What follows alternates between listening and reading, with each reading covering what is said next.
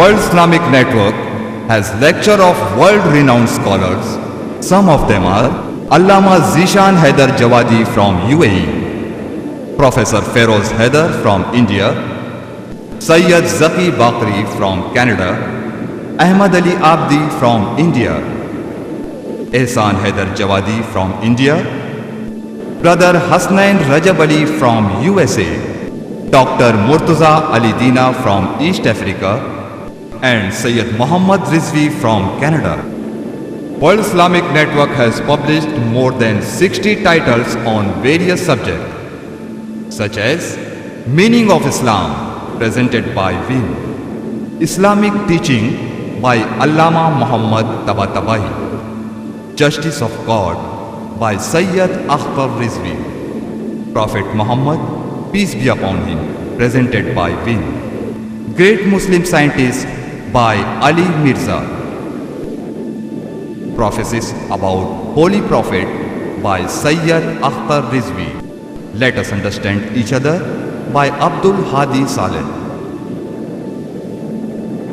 For your free literature, please write to World Islamic Network, 6769 Hazrat Abbas Alayhi Salam Street, Dongri, Mumbai 400009, India. Telephone 377-3648, 370-0308, fax 374-5144.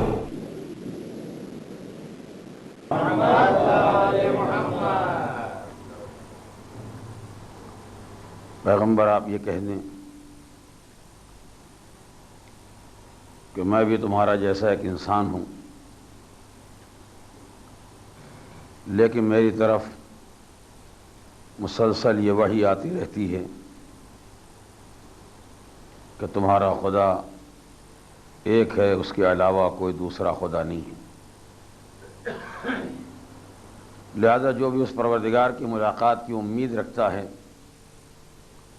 اسے چاہیے کہ نیک عمل کرے اور اپنے رب کی عبادت میں کسی کو شریک نہ بنائے۔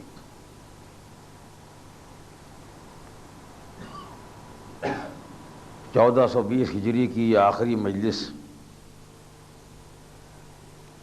جس کے بعد کل سے نئے سال کی مجالس کا آغاز ہوگا۔ آج سے 22 سال پہلے اسی عزاخانے میں میں نے توحید پروردگار سے متعلق اپنے معروضات پیش کیے تھے، اور آج پھر زمانے کے تقاضوں کے مطابق ضرورت محسوس کی گئی کہ مسئلہ توحید کی مزید وضاحت کی جائے، اس لیے کہ آج دنیا میں جتنے ہنگامے اٹھائے جا رہے ہیں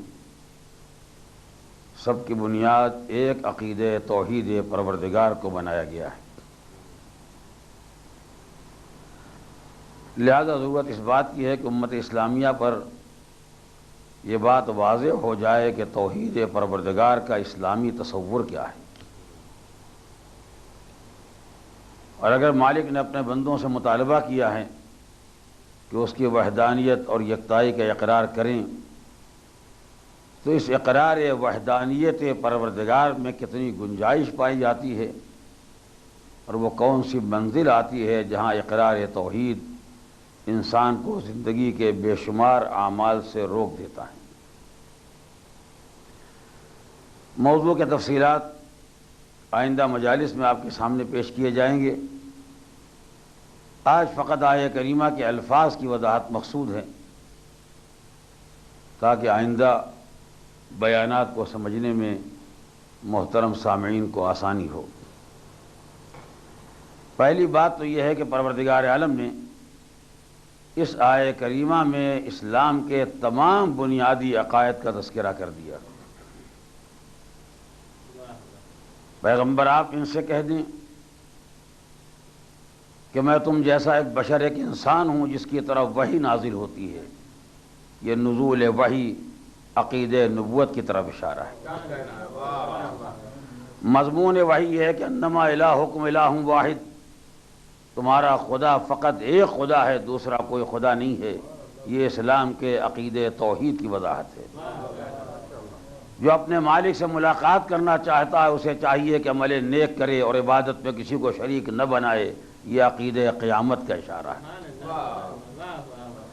اور ملاقات پروردگار کے لیے نیک عمل کرے، برے اعمال کے ساتھ کوئی اللہ سے ملاقات نہیں کر سکتا، یہ اسلام کے عقیدہ عدالت کی طرف اشارہ ہے، اور ان سارے پیغامات کی حیات ہے جس کا دار و مدار عقیدہ امامت پر ہے۔ یہ اسلام کے بنیادی مسائل ہیں جن کی طرف خود پروردگار عالم نے اشارہ کیا، یا اگر میں واضح لفظوں میں کہنا چاہوں تو پروردگار نے پہلے یہ اعلان کرایا، پیغمبر آپ یہ کہہ دیے کہ میں تم جیسا ایک بشر ہوں جس پر خدا کی طرف سے وحی نازل ہوتی ہے۔ اس کے بعد مضمون وحی بتایا کہ وحی کا مضمون یہ ہے کہ تمہارا خدا صرف ایک ہے، دوسرا کوئی خدا نہیں ہے۔ مضمون وحی بعد میں، اعلان وحی پہلے، تاکہ کسی کو یہ خیال نہ پیدا ہو جائے کہ عقیدہ توحید کا مطلب یہ ہے کہ پیغمبر کی کوئی اوقات ہی نہ رہ جائے، بلکہ اللہ نے پہلے عظمت پیغمبر کا اعلان کیا ہے، اس کے بعد نبی کی زبان سے اپنی توحید کا اعلان کرایا ہے۔ ایک صلوات پڑھے محمد و علیہ۔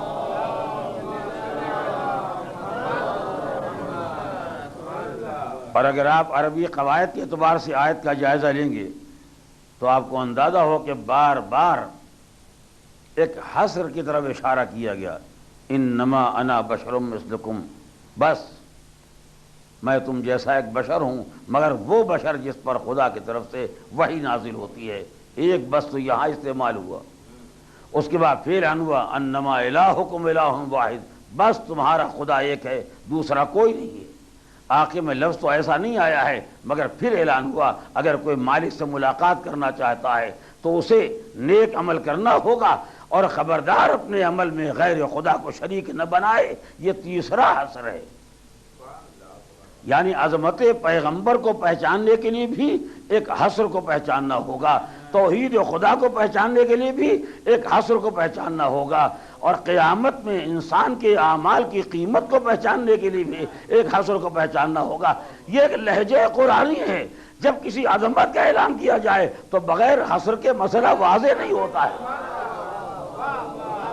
اسی لیے اللہ نے اپنی وحدانیت کا اعلان کیا تو پھر حصر کا، نبی کی نبوت کا اعلان کیا اسی حصر کے ساتھ، قیامت کا اعلان کیا، عبادت کے اخلاص کا اعلان کیا اسی حصر کے ساتھ، جب یہ لہجہ اسلام کو راس آ گیا تو آل محمد کی طہارت کا اعلان کیا تو اسی حصر کے ساتھ، اور علی کی ولایت کا اعلان کیا تو اسی نبا کے ساتھ۔ ایک صلوات پڑھے محمد و آل محمد۔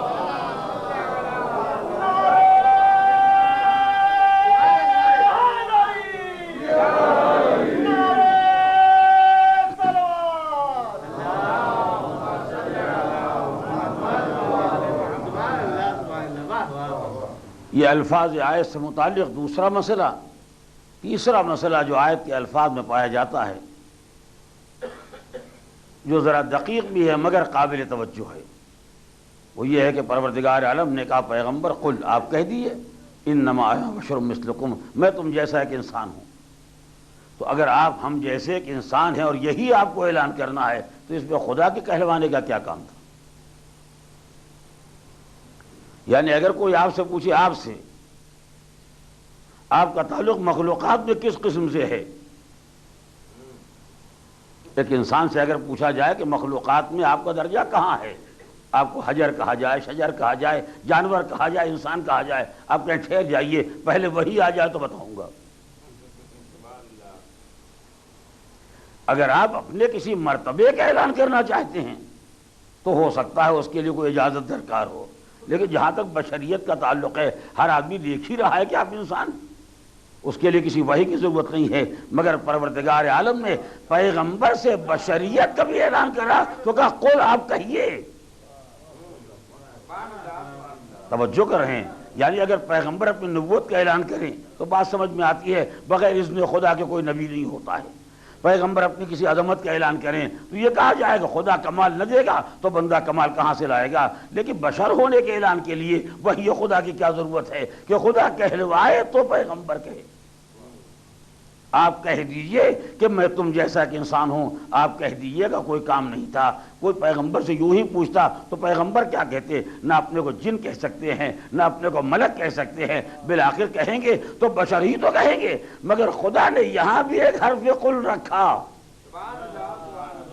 توجہ کریں، مالک نے یہاں بھی حرف قل رکھا تاکہ اندازہ ہو جائے تمہاری اس کی بشریت پہ اتنا فرق ہے کہ تم جو چاہو وہ کام اپنی مرضی سے کر سکتے ہو، یہ تو اپنی مرضی سے اپنے کو بشر بھی نہیں کہہ سکتا۔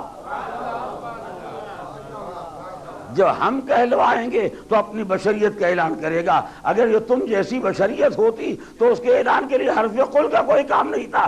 اس بشریت میں کوئی بات پائی جاتی ہے جو بغیر رابطہ پروردگار کے نہیں پیدا ہو سکتی۔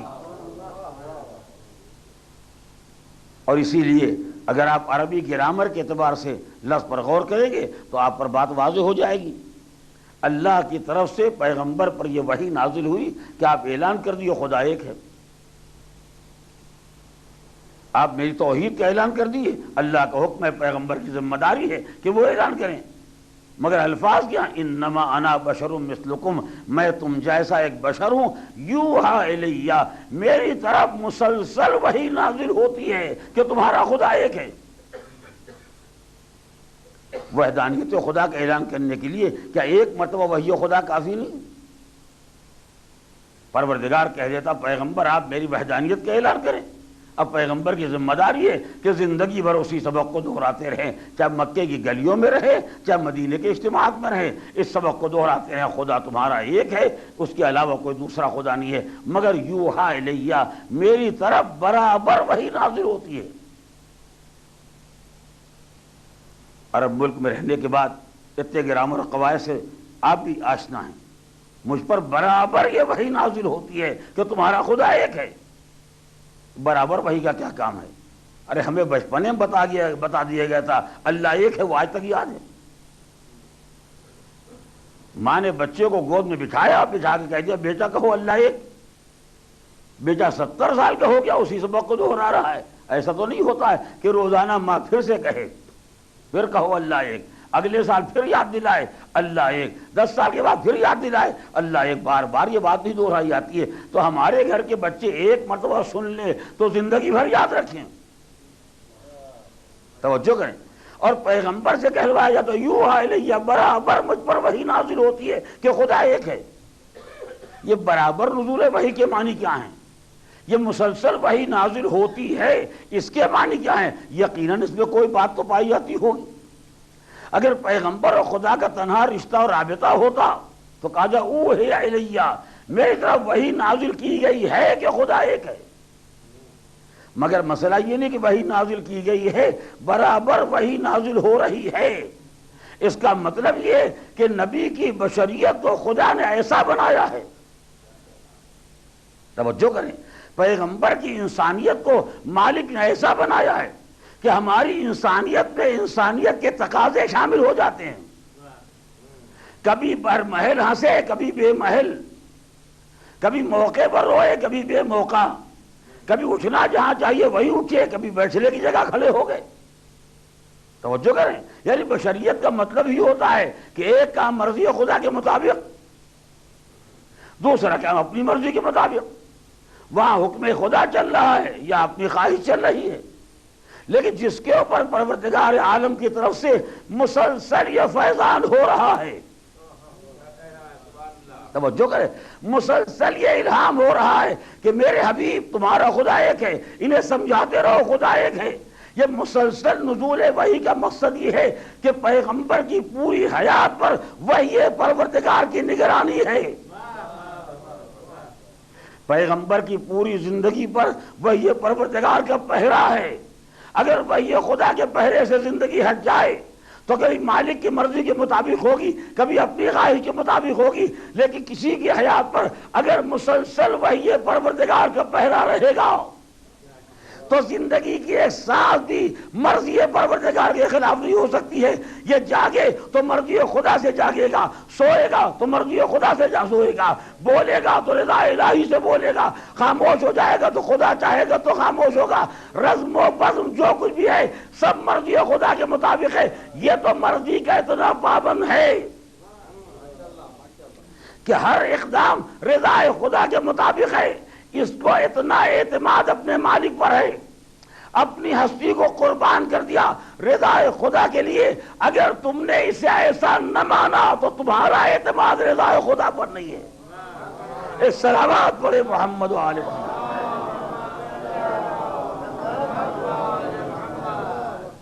یہ مسلسل پروردگار کی طرف سے ایک الہام الہی ہے پیغمبر اسلام کے لیے، اور یہی بشریت پیغمبر کی خصوصیت ہے جو دنیا کے دوسرے انسانوں کو حاصل نہیں ہے. جب تک پروردگار عالم کی طرف کو کوئی منصبدار نہیں ہوتا ہے، کسی کے لیے کوئی ایسا وقت نہیں آتا ہے کہ جہاں انسان یہ دعویٰ کر سکے کہ میرے پاس پروردگار کی طرف سے کوئی وحی نازل ہو رہی ہے. یہ پیغمبر اسلام کی بشریت کا امتیاز ہے جو میرے موضوع میں شامل نہیں ہے، لیکن میں چاہتا ہوں آپ اس کی طرف متوجہ رہیں. وہی کیا ہے؟ انما الہکم الہ واحد. پیغمبر کے پاس جو پیغام آیا ہے اور جس پیغام کو حضور لوگوں تک پہنچائیں گے وہ پیغام ہے کہ تمہارا خدا بس ایک خدا ہے، اس کے علاوہ کوئی دوسرا خدا نہیں. پروردگار عالم نے نبی کو حکم دے دیا قل هو اللہ احد. پیغمبر آپ یہ کہیے، یہ اعلان کیے کہ خدا ایک ہے. یہ هو اللہ احد کے معنی کیا ہوتے ہیں یہ میں نے اس اشرے میں عرض کیا تھا، اس کے دہرانے کی کوئی گنجائش نہیں ہے. پیغمبر آپ کہیے وہ اللہ ایک ہے. اللہ کا حکم تھا، پیغمبر نے اعلان شروع کر دیا.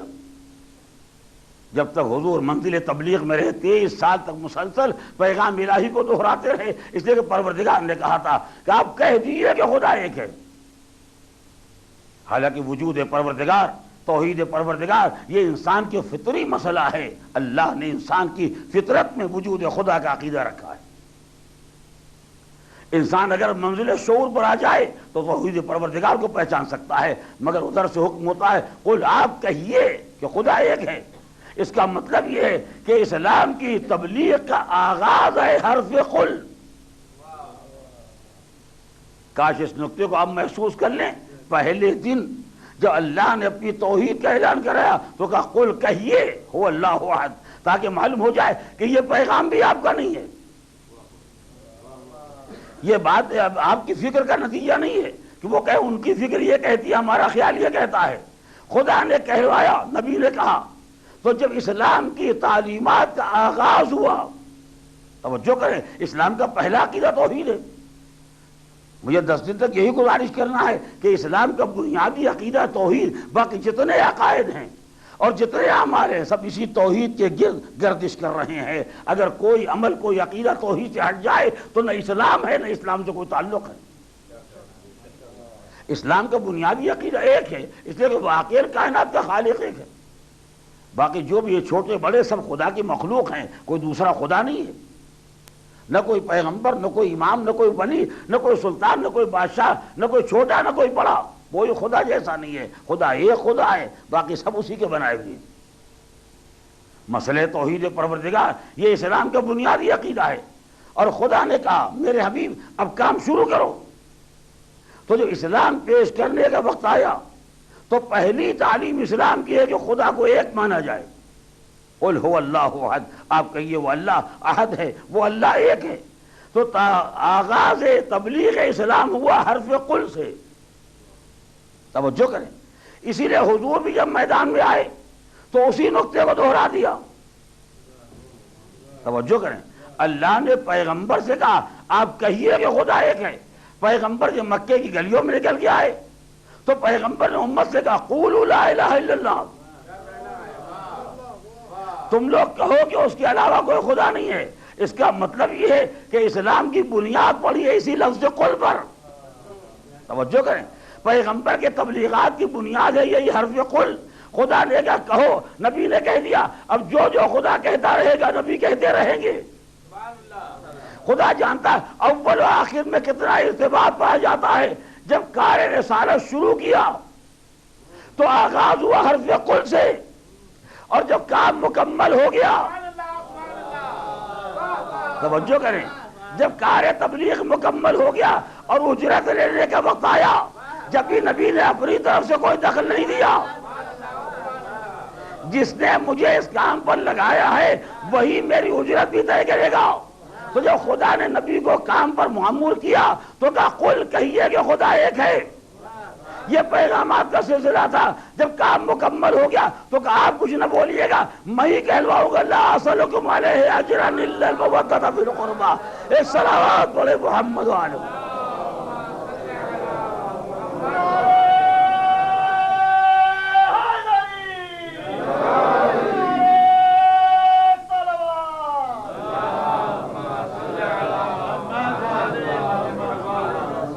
اگر یہ لوگ اجرت دینا چاہتے ہیں تو آپ کہہ دیئے لا اسألکم علیہ اجرا الا المودۃ فی القربى، سوائے اقربا کی مودت کے مجھے اور کوئی اجر نہیں چاہیے، مجھے کوئی اجرت، کوئی مزدوری نہیں چاہیے۔ تم کون دینے والے اور میں کون لینے والا؟ میں تو پروردگار کے بھیجا ہوا ہوں، جو کام میرے حوالے کیا میں اسی پیغام کو پہنچا رہا ہوں۔ تو جو کام اس نے لیا ہے تو اجرت بھی تو وہی طے کرے گا۔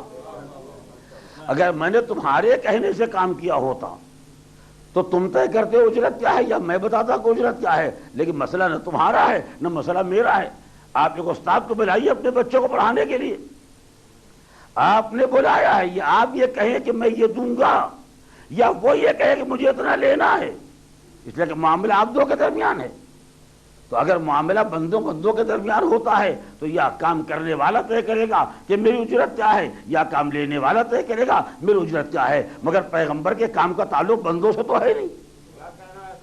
کون سا عربستان میں جو آگے حضور سے کہتا ذرا ہمیں دین تو پڑھا دیئے، انہیں تو دین کی خبر بھی نہیں دی، انہیں تو احساس بھی نہیں کہ دین بھی کوئی شے ہے۔ وہ تو جاہلیت میں ڈوبے ہوئے، کفر و شرک میں ڈوبے ہوئے، شراب کے نشے میں گم، انہیں کیا معلوم دین کیا ہے۔ یہ تو اللہ نے پیغمبر سے کہا کہ آپ پیغام پہنچائیے، تو جو خدا نے کام لیا ہے، توجہ کریں، تو اجرت کون طے کرے گا؟ جو کام لینے والا وہی تو طے کرے گا۔ لہذا اب پروردگار ہی کہتا ہے کہ پیغمبر آپ کہیے کہ کوئی اجرت نہیں سوائے محبت اہل بیت کے، اور مصلحت پروردگار یہ کام کہہ دیجئے، یعنی میں نے طے کیا ہے، تاکہ کسی کو یہ خیال نہ پیدا ہونے پائے کہ شاید یہ بندوں کے درمیان کا معاملہ تھا۔ نہیں توجہ کیا آپ نے؟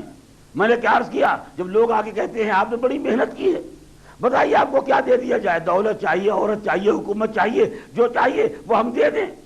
اگر پیغمبر ایک لفظ بھی کہتے کہ کیا چاہیے، اس کا مطلب یہ کہ سودا تو بندوں کے درمیان ہوا ہے، وہ کام کرنے والے وہ کام لینے والے آپس میں طے کر لیں گے۔ اور یہ کفر کی ایک آخری چیز ہوتی کہ کافروں کو یہ کہنے کا موقع مل جاتا کہ یہ تو معاملہ ہمارے ان کے درمیان کا تھا، ہم نے کام لیا، ہم نے اجرت دے دی، ان کا احسان ختم ہو گیا۔ پروردگار نے کہا نہیں، تمہارا معاملہ پیغمبر سے نہیں ہے، ہمارا معاملہ پیغمبر سے ہے۔ اور یہی وجہ ہے کہ سارے انبیاء یہی کہتے ہیں ان اجری الا علی اللہ، میری اجرت اللہ کے ذمہ، تم سے کیا تعلق ہے؟ نہ تم نے کام لیا نہ میں نے تمہارے واسطے کیا، جس کے لیے کیا ذمہ دار وہ ہے۔ تو جب سب یہ کہہ رہے ہیں کہ ذمہ دار وہ ہے تو پیغمبر کا خدا بھی تو وہی خدا ہے، اجرت دینے والا وہ ہے۔ مگر مسئلہ یہ ہے کہ چونکہ نبی کو جانا ہے، دین کو رہنا ہے،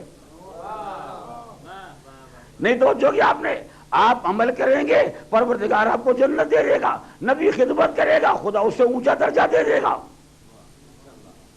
اگر ہم 2 رکعت نماز پڑھ کے امیدیں رکھتے ہیں کہ پروردگار جنت دے گا، 4 روزے رکھ کے امید رکھتے ہیں کہ خدا جنت دے گا، تو ہر آدمی اپنے عمل کے بدلے کیا چاہتا ہے؟ جنت ہی تو چاہتا ہے، چاہے نہ چاہتا ہو، مگر کم سے کم سب کہتے تو یہی۔ اگر ہمارے آپ کے سامنے معاملہ رکھ دیا جائے کہ زندگی میں جتنی نمازیں آپ نے پڑھی ہیں، آپ کو جنت میں ایک کمرہ چاہیے یا دنیا میں ایک بلڈنگ چاہیے؟ چاہے دل کی آواز کچھ بھی ہو، مگر ہر آدمی کہے گا یہی کہ یہ بلڈنگ تو یہی رہ جائے گی، ہم آگے بڑھ جائیں گے۔ یہ 10 منزلہ بلڈنگ سے بہتر یہ ہے کہ وہاں ایک کمرہ مل جائے۔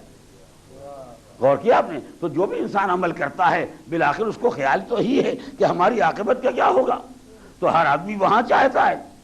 لہذا جب ہم آپ جیسے ناقص افراد، نالائق لوگ عمل کرنے کے بعد سوچتے ہی دنیا لے کے کیا کرے گی، یہاں کیا کام آئے گی دنیا، یہ رہ جائے گی، ہم چلے جائیں گے، فکر ہے کہ وہاں مل جائے۔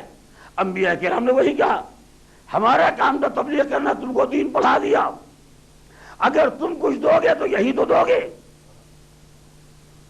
نہیں غور کیا میں نے کیا کہا؟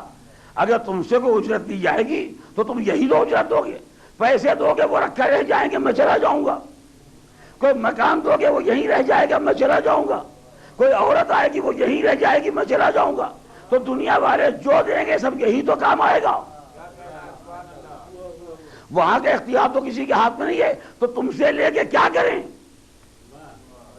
جو کوئی اجرت تمہاری کام آنے والی نہیں ہے، کیوں نہ اپنے پروردگار سے لیں کہ یہاں زحمت برداشت کی، وہاں جا کے آرام کریں۔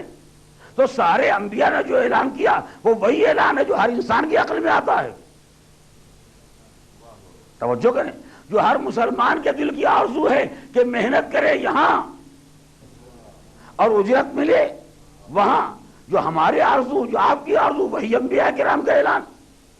تو اگر لوگ حضور سے کہنے کے لیے آئیں کہ جو کہیے آپ کو دے دیا جائے، تو حضور یہی فرما دیتے کہ مجھے کچھ نہیں چاہیے، میرے پروردگار کے پاس کیا کمی ہے؟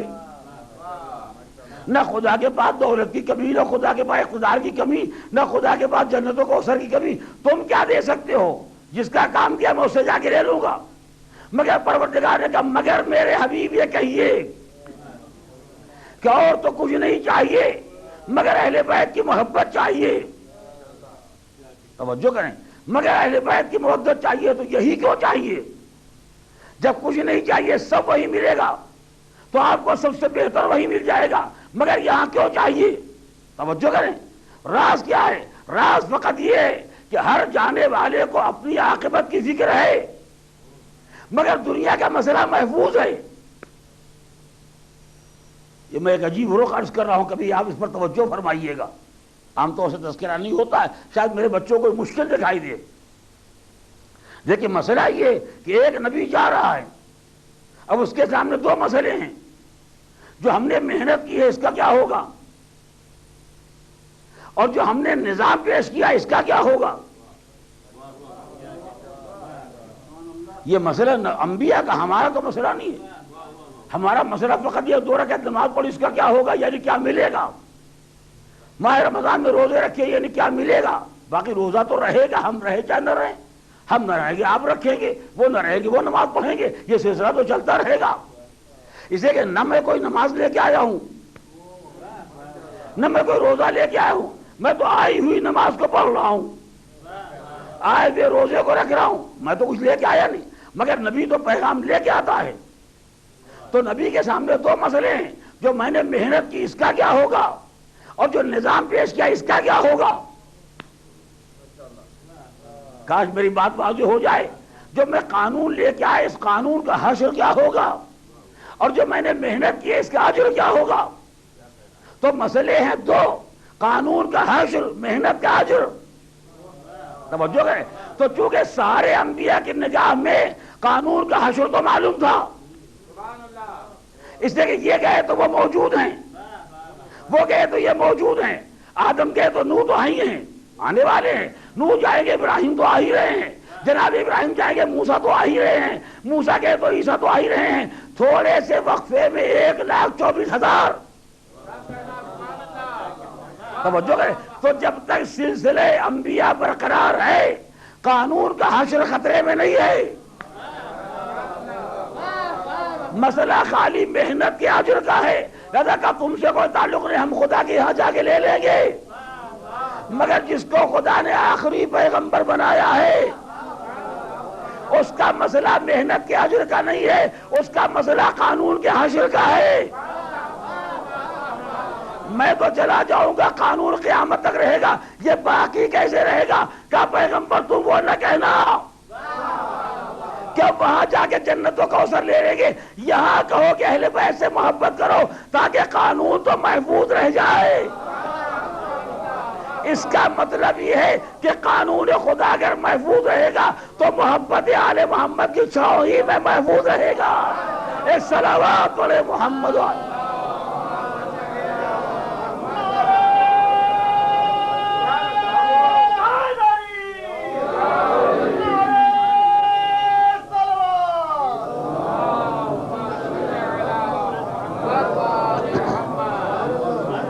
یہ پیغمبر اسلام کی ریاضتوں اور محنتوں کا معاوضہ نہیں ہے، یہ پیغمبر اسلام کے نظام اور قانون کی بقا کا وسیلہ ہے. اِلَّا الْمَوَدَّةَ فِي الْقُرْبَى، اقربا سے مودت رکھو، اقربا سے محبت کرو، اس لیے کہ میرا دین انہی کے درمیان محفوظ ہے، میرا اسلام انہی کے درمیان محفوظ ہے. اگر ان سے وابستہ رہے تو میرے دین سے وابستہ رہو گے، اگر ان سے وابستہ رہے تو میرا دین برقرار رہے گا، اگر انہیں چھوڑ دیا تو دین ہی فنا ہو جائے گا. توجہ کیا آپ نے؟ آئے مودت تنہا عظمت اہل بیت کا اعلان نہیں ہے، آئے مودت تنہا پیغمبر اسلام کی اجرت کا اعلان نہیں ہے، بلکہ در حقیقت اسلام کی بقا کا اعلان ہے کہ اسلام باقی رہے گا اہل بیت سے مودت اور محبت کی چھاؤں میں. تو مجھے کہنے میں کوئی تکلف نہیں ہے قرآن مجید کے اس اعلان کی روشنی میں کہ جہاں جہاں محبت اہل بیت ہے سمجھو وہاں قانون پیغمبر محفوظ ہے. اور جن لوگوں نے آل محمد سے رشتہ توڑ لیا ان کے پاس اپنا نظام تو ہو سکتا ہے، نظام میں پروردگار نہیں ہو سکتا. ایک صلوات بولے محمد و آل محمد.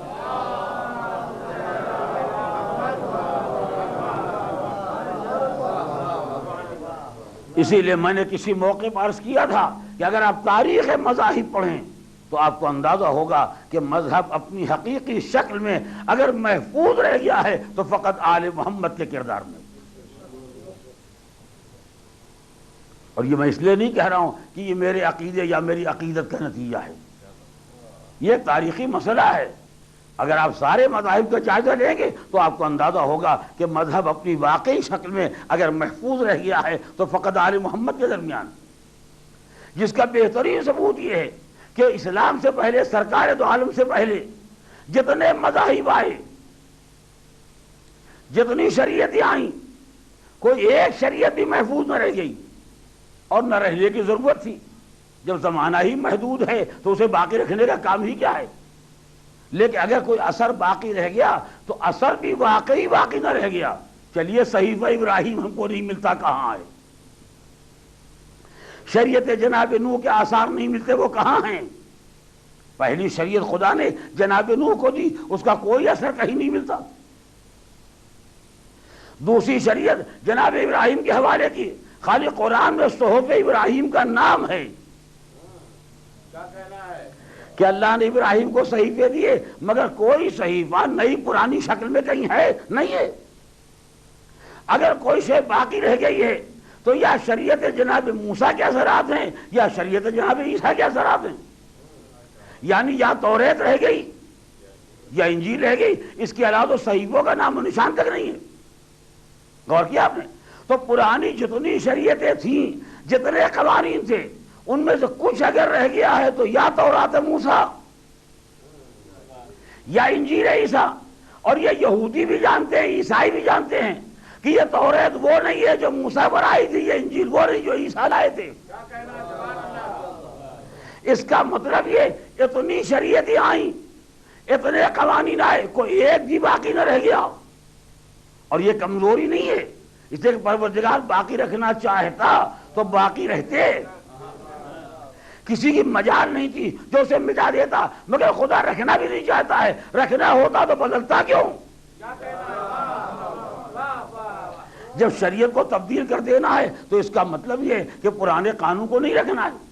جب نہیں رکھنا ہے تو بچانے کا کوئی کام بھی نہیں. تو اتنے قوانین کا حشر تو معلوم ہو گیا. یہ آثار ہی نہ رہ گئے یا رہ گئے تو ایسے جو غیر خالص ہیں. توجہ کریں، ایک پیغمبر کی شریعت تھی مگر پیغمبر اسلام کی شریعت دو حصوں میں بیان ہوئی، کچھ قرآن مجید کے ذریعے، کچھ پیغمبر کی سنت و سیرت کے ذریعے. قرآن مجید قرآن خدا تھا، پروردگار نے کہا اِنَّا لَهُ لَحَافِظُونَ، ہم اس کی حفاظت کریں گے، وہاں تک تو کسی کا ہاتھ پہنچا نہیں، توجہ کریں، وہاں تک تو کسی کا ہاتھ پہنچا نہیں، وہ تو نازل ہوا، خدا بچانے والا ہے۔ مسئلہ تھا سیرت پیغمبر کا، یہی وہ جگہ تھی جہاں لوگوں کے ہاتھ پہنچنے لگے۔ توجہ کریں، جب تک سرکار زندہ رہے اپنے کردار کو خود پیش کرتے رہے، کس میں ہمت جو کہتا غلط ہے، کس میں ہمت جو کہتا آپ جو کہیں وہ قانون نہیں، میں جو کہوں وہ قانون ہے۔ لہذا لوگوں نے وقت کا انتظار کیا، حضور کے جانے کے بعد اب روایتیں بننے لگی، ہر روایت سیرت پیغمبر ہو گئی، ہر حدیث سنت پیغمبر ہو گئی، یعنی جیسے پرانی کتابیں بدلی گئی تھی، توجہ کریں، ویسے نئی سیرت تیار کی گئی، نئی سیرت تیار کی گئی، یعنی اب سیرت پیغمبر میں امت کی خود ساختہ سیرت کا اضافہ ہو گیا۔ معلوم ہے یہاں بھی یہ حصہ خالص نہ رہ گیا، کاش میری بات واضح ہو جائے، راویوں نے حصہ سنت پیغمبر کو بھی خالص نہ رہنے دیا، اور جتنا خالص بچ گیا، جتنا خالص محفوظ رہ گیا، جب اس کو سمجھنے کے لیے علماء میدان میں آئے، انہوں نے دیکھا کہ یہ سیرت ناکافی ہے، امت کی ضرورت زیادہ ہے، اور پیغمبر کی سیرت چھوٹی پڑ رہی ہے، تو انہوں نے اپنے قیاس کو شامل کیا، انہوں نے اپنے استحسان کو شامل کیا، اور بالآخر جو شریعت آج بن کے ہمارے سامنے آئی وہ ویسی ہی مخلوق تھی جیسے پہلے والی تھی۔ توجہ کریں، فرق یہ کہ کل توریت کی آیتوں میں اضافہ ہوا، انجیل کے فقرات میں اضافہ ہوا، آج قرآن کے فقرات میں اضافہ نہیں ہوا، پیغمبر اسلام کے کلمات میں اضافہ نہیں ہوا، مگر نبی کے نام سے کلمات بنے، اور جب بنانے کے بعد بھی کم پڑ گئے تو اپنی فکروں کو شریعت کا جز بنایا گیا۔ یہ ہمارا خیال یہ بھی شریعت، یہ ان کی فکر یہ بھی شریعت۔ اب تو اندازہ ہو گیا کہ پوری دنیا میں کہیں ایک جگہ بھی خدا کا خالص قانون نہ ملا۔ کاش میری بات ظاہر ہو، کوئی ایک جگہ ایسی نہ ملی کہ جہاں پیش کرنے والا کہتا یہ خدائی قانون ہے، نہ میری فکر، نہ میرا خیال، نہ میرا قیاس، نہ میری پسند، یہ خدائی قانون ہے۔ ایک تنہا آل محمد کا گھرانہ تھا جس نے ہمیشہ یہ اعلان کیا کہ دین خدا میں ہمارا کوئی حصہ نہیں ہے۔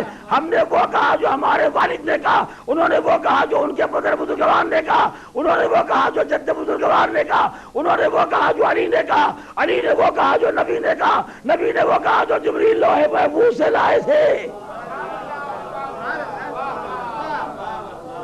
اگر آپ اس تاریخی تجزیے پر نگاہ رکھیں تو آپ کو اندازہ ہوگا کہ قانون الہی اگر محفوظ رہ گیا تو تنہا آل محمد کے کردار میں، توجہ فرما رہے ہیں، تنہا آل محمد کے کردار میں اگر اس نقطے کو کوئی سمجھ لے تب اسے اندازہ ہوگا اتنی بڑی پیغمبر کی محنت، اس کی اجرت مودت اہل بیت کو کیوں بنایا گیا؟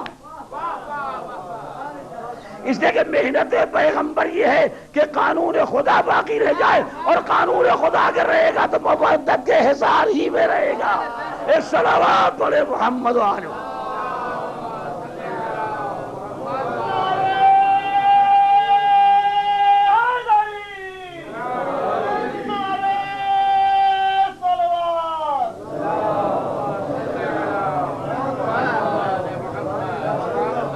تو میں یہ گزارش کر رہا تھا کہ روز اول پروردگار عالم نے پہلے ہی مرحلے پر یہ اعلان کر دیا، قل هو اللہ احد، پیغمبر آپ کہیے کہ اللہ ایک ہے، تاکہ عالم انسانیت کو یہ احساس پیدا ہو یہ نبی کے گھر کا بنایا ہوا کوئی عقیدہ نہیں ہے، یہ کوئی کہلوا رہا ہے جو پیغمبر کہہ رہے ہیں۔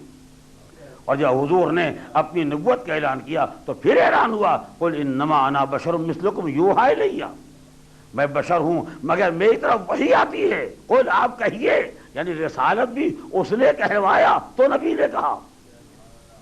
توجہ کریں، تو توحید پروردگار کا اعلان خدا نے اعلان کرایا تو نبی نے اعلان کیا، رسالت پیغمبر کا اعلان خدا نے اعلان کرایا تو پیغمبر نے اعلان کیا. مذہب میں کوئی شے پیغمبر کے اپنے ہاتھوں کی بنائی ہوئی نہیں ہے.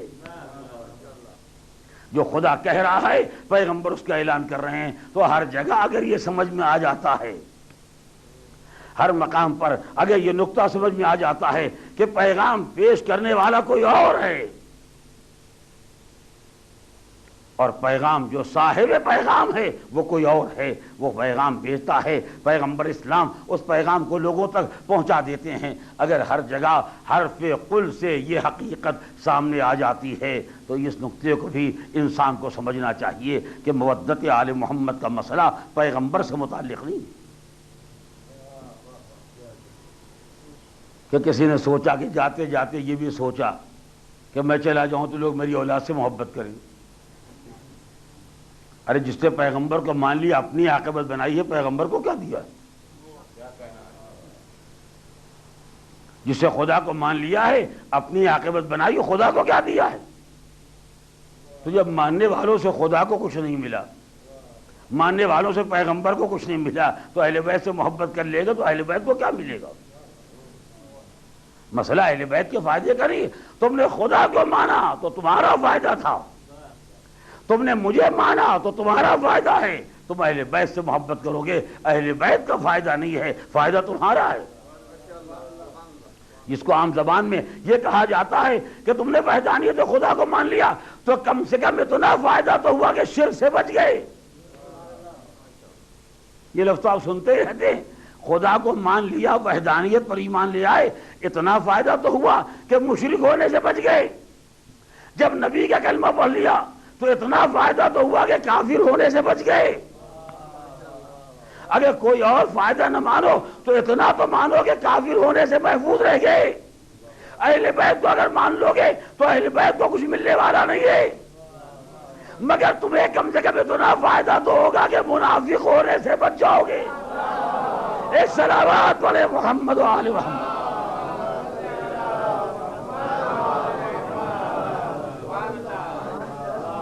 تو میں الفاظ آیت کی ذیل میں یہ گزارش کر رہا تھا کہ میرے حبیب آپ کہہ دیجئے کہ میں بھی ایک انسان ہوں، مگر ایسا انسان کہ جس کے طرف پروردگار کی طرف سے مسلسل وحی آتی ہے کہ تمہارا خدا بس ایک خدا ہے.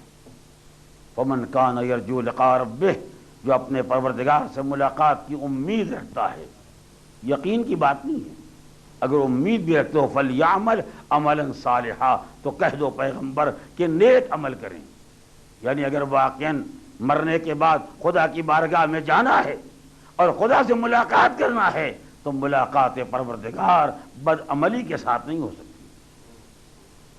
بد کرداری کے ساتھ نہیں ہو سکتی. فلیعمل عملا صالحا، تو لوگوں کو چاہیے کہ نیک عمل کریں. ولا یشرک بعبادت ربہ احدا، اور خبردار پروردگار کی عبادت میں کسی کو شریک نہ بنائیں. میں بات کو آخری منزل تک لاتے ہوئے اس لفظ کی وضاحت بھی کر دوں، باقی موضوع کے بارے میں انشاءاللہ کل سے اپنے معروضات آپ کے سامنے پیش کروں گا. اور عبادت پروردگار میں کسی کو شریک نہ بنائیں. مفسرین نے اس آیہ کریمہ کو، جو سورہ کہف کی آخری آیت، اس آیہ کریمہ کے نزول کے ذیل میں یہ واقعہ نقل کیا کہ سرکار دو عالم کی خدمت میں ایک شخص آیا، مسلمان ہے، اور خالی مسلمان ہے، حضور کی بارگاہ میں آیا تو صحابی پیغمبر بھی. اس نے آ کے یا رسول اللہ، میں نیک کام تو کرتا ہوں، نماز بھی پڑھتا ہوں، روزہ رکھتا ہوں، اور اچھے اعمال جو آپ نے بتائے ہیں وہ اچھے اعمال کرتا ہوں، مگر کبھی کبھی ایسا ہوتا ہے کہ جب لوگ میرے عمل کی تعریف کر دیتے ہیں تو مجھے عمل میں زیادہ مزہ آتا ہے. اچھا ہوا کہ 14 سری پہلے ایک آدمی پیدا ہو گیا تھا، ورنہ ہمارے حالات کی ترجمانی کرنے والا کوئی پیدا ہی نہیں ہوتا. اس سے تو کھل کے اپنی حقیقت، اپنے عمل کی حقیقت سرکار سامنے آگے پیش کر دی. پیغمبر کے سامنے پیش نہ کرے گا تو کہاں جائے گا؟ سرکار سے اگر اپنے عمل کی تصدیق نہ کرائے گا تو کون عمل کی تصدیق کرنے والا ہے؟ ہم میں آپ نے تو اتنا کہنے کی ہمت بھی نہیں. اور کیا آپ نے؟ اگر ہم سے کوئی پوچھے کہ یہ بتائیے سارا مجمع واہ واہ کر رہا ہو اور سارا مجمع چپ بیٹھا ہو تو دونوں بیانات میں آپ کوئی فرق محسوس کرتے ہیں؟ تو میں کیا کہوں گا؟ کچھ کہوں یا نہ کہوں، جواب سب کو معلوم ہے۔ اس کو کہتے ہیں انسانی فطرت، انسانی فطرت کی کمزوری۔ سب واہ واہ کرنے لگے، آپ جی کو معلوم ہوتا میں نے کوئی اونچی بات کہی اور سب چپ ہو گئے، حالانکہ جانتا ہے کہ میں غلط نہیں کہہ رہا ہوں، مگر وہ مزہ نہیں آتا بات کہنے میں جو مزہ اس وقت آتا ہے۔ ہوتا یا نہیں ہوتا؟ وہی جو ہم سب کا حال ہے بلا استثناء۔ اور اگر کوئی اپنے کو اس سے الگ کہتا ہے تو یہ بھی غلط کہتا ہے، واقعاً غلط کہتا ہے۔ سب میں یہ کمزوری پائی جاتی ہے، اس نے صاف صاف آ کے سرکار سے کہہ دیا تاکہ معلوم ہو جائے کہ پروردگار عالم کی نگاہ میں ایسے عمل کی کوئی حیثیت ہے یا نہیں۔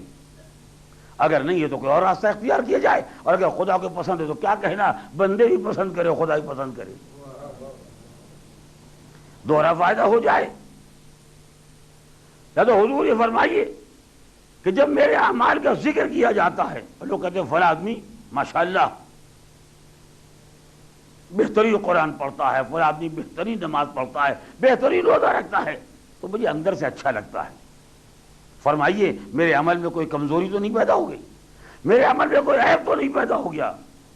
ادھر سے وحی پروردگار آئی، میرے حبیب آپ یہ پیغام پہنچا دیے کہ اگر مجھے منہ دکھانے کا ارادہ ہو، اگر قیامت میں میری بارگاہ میں آنے کا خیال ہو تو وہ نیک عمل کرنا جس میں کوئی دوسرا شریک نہ ہونے پائے۔ اگر بندوں کی تعریف کا خیال بھی پیدا ہو گیا تو میں ایسے عمل کے ساتھ کسی بندے سے ملاقات نہیں کرنا چاہتا۔ اس لیے ہمارے روایات میں ریاکاری کو شرک کہا گیا ہے۔ اگر کوئی آدمی لوگوں کو خوش کرنے کے لیے، لوگوں کو دکھانے کے لیے عمل انجام دے تو یہ بظاہر مسلمان ہوگا، واقعی مشرک ہوگا۔ اور میں نے آج ہی مطالعے کے دوران ایک حدیث دیکھی، واقعہ یہ ہے کہ معصوم سے بہتر مرضی خدا کی ترجمانی کون کر سکتا ہے، اور اللہ سے بہتر اپنے بندے کو سمجھا کون سکتا ہے؟ نہ میرے پاس وہ لہجہ، نہ آپ کے پاس وہ زبان۔ جیسے پروردگار عالم اپنے بندوں کو سمجھا سکتا ہے، اور جیسے معصومین اس کی رضا کی ترجمانی کرتے ہیں، ویسی آخری فقرے پر نگاہ رکھیے گا۔ جب پروردگار عالم نے ان بندوں کے بارے میں ذکر کیا جو اپنے اعمال میں ریاکاری سے کام لیتے ہیں، یعنی عمل کرتے وہ جو خدا نے کہا مگر خیال بندوں کا بھی رہتا ہے، یہ بھی تعریف کریں، یہ بھی خوش ہو جائیں، انہیں بھی معلوم ہو جائے وہ خوش کرتا ہوں، یہ لوگوں کا خیال بھی درمیان میں آ گیا، گویا معاملہ ہو گیا مشترک، جس کو ہماری عام زبان میں کہا جاتا ہے کہ رند کے رند رہے ہاتھ سے جنت نہ گئی۔ اگر دونوں کام ہو جائیں کہ خدا بھی خوش ہو جائے، بندے بھی خوش ہو جائیں، اور نتیجے میں ہم بھی خوش ہو جائیں۔ اگر ایسا ہو جائے کہ کسی بندے کے عمل میں دونوں باتیں، نماز خدا کی مگر بندوں کو بھی خوش کرنا ہے، روزہ خدا کا مگر بندوں کی بھی تعریف لینا ہے، اگر کسی کی نیت میں یہ اشتراک پیدا ہو جائے، مشترک قسم کی نیت ہو، تو اس کا حشر کیا ہوگا؟ میں چاہتا ہوں اس لفظ کو عرض کرنے سے پہلے یہ دو جملے اس لیے گزارش کیوں تاکہ یہ بات میرے تمام سننے والوں کو جہاں جہاں یہ آواز پہنچ رہی ہے سب کے دل و دماغ میں یہ بات بیٹھ جائے جو پروردگار نے اپنے بندوں کو سمجھانا چاہیے۔ مالک نے کہا اگر میرا کوئی بندہ کوئی ایسا عمل کرتا ہے جس میں میرا بھی خیال ہوتا ہے اور کسی اور کا بھی خیال ہوتا ہے، یعنی عمل ہوتا ہے مشترک میرے واسطے بھی اور کسی اور کے واسطے بھی، تو میں اپنے شریک پر ظلم نہیں کرنا چاہتا۔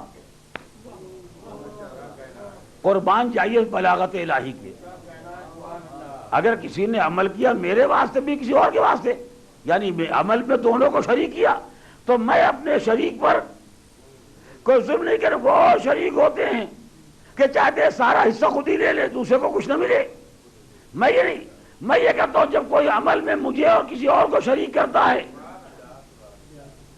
تو میں اپنے شریک کو اتنا آگے بڑھا دیتا ہوں کہ سارا عمل اسی کے حوالے کر دیتا ہوں۔ یعنی الیاذ باللہ اگر ہم نے 2 رکعت نماز پڑھی، خدا بھی ہمارے ذہن میں اور ایک عدد بندے خدا بھی ہمارے ذہن میں. خدا کے تو چونکہ دونوں کے واسطے کام کیا تو تم اگر ہوتے تو ساری نماز اپنی طرف کھینچ لیتے اور اپنے شریک کو کچھ نہ دیتے. مگر یہ میری مہربانی ہے کہ میں ساری نماز اٹھا کے اسی کے حوالے کر دیتا ہوں جس کے لیے تم نے کیا تھا. اب جو میدان حشر میں بندہ آیا اور اس نے کہا مالک میں نے نماز پڑھی تھی، مالک نے کہا مجھے تو معلوم ہے، کوئی میرا خیال تھا، کوئی فلاں صاحب کا خیال تھا، میں نہیں چاہتا ان پر کوئی زیادتی ہو، میں ساری نماز انہی کو دیے دیتا ہوں، جو ان کے پاس ہو جا کے لے لو.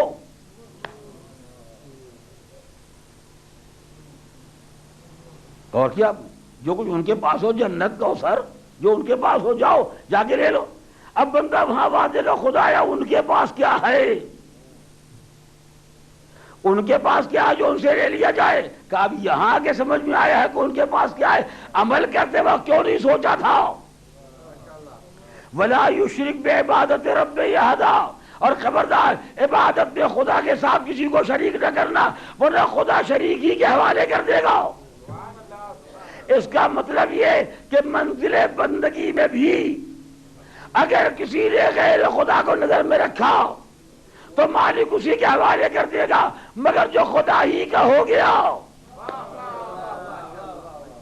اب تو پروردگار یہ جانتا ہے کہ جب اس کی نظر میں میرے علاوہ کوئی نہیں ہے تو اس کا اجر بھی میرے ذمے ہوگا، اس کا معاوضہ بھی میرے ذمے ہوگا. اب تو ساری ذمہ داری میری ہے. یہی وجہ ہے کہ کائنات میں سب سے اونچا عمل کو دکھائی دیا جہاں عمل کرنے والا کسی اور کو نگاہ میں کیا رکھتا، سب کو قربان کر کے عمل کیا.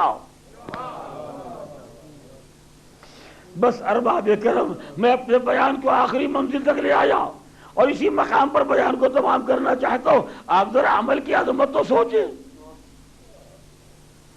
ہم چاہتے ہیں کہ نیک کام ایسا ہو جائے کہ خدا بھی خوش رہے، گھر کے بچے بھی خوش ہو جائیں، خدا بھی خوش رہے، گھر والے بھی خوش ہو جائیں، خدا بھی خوش رہے، چاہنے والے بھی خوش ہو جائیں.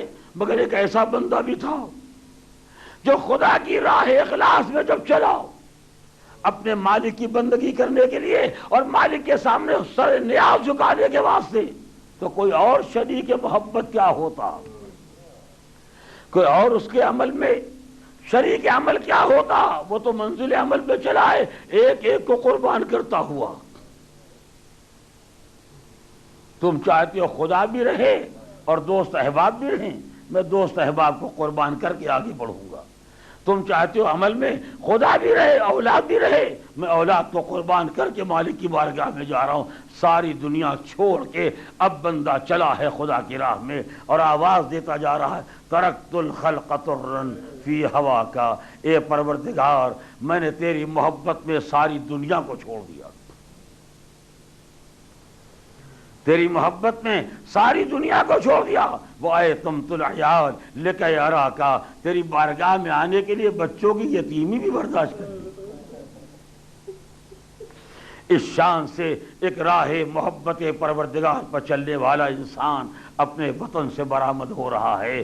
کیا کیا چھوڑا، کہنے میں تو خالی ایک لفظ آتا ہے کہ حسین نے مدینہ چھوڑ دیا، مگر مدینہ چھوڑا اس کا مطلب یہ ہے کہ نانا کی قبر چھوڑی. مدینہ چھوڑا اس کا مطلب یہ ہے کہ بھائی کی لہر چھوڑی. مدینہ چھوڑا یعنی ماں سے بے چار رخصت ہوا، سب کو چھوڑ کے اب حسین چل رہے اس راہ میں جو قربانی کا واقعی راستہ ہے، جہاں حسین کو صحرائے کربلا میں عصر کے ہنگام ایک آخری سجدہ کرنا ہے. اس سجدے کے لیے اتنا بڑا انتظام،